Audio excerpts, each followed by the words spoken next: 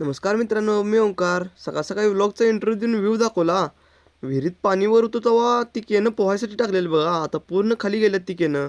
Single piece motor सुरू करायची होती, ती पण चालू करून घेतलो.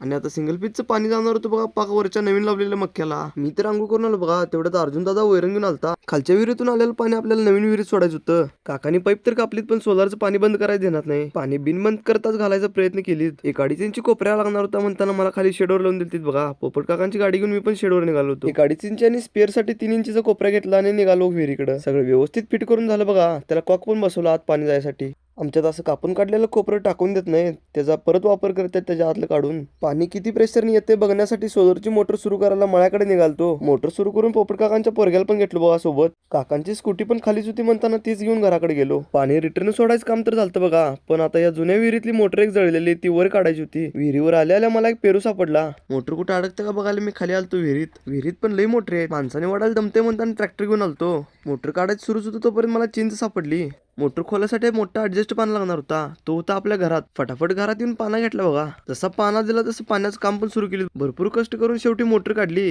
हे आदमी का लईच दमलेला दिसतोय. मोटर वर काढून दुसरी मोटर आणायला आलतो घराकडं.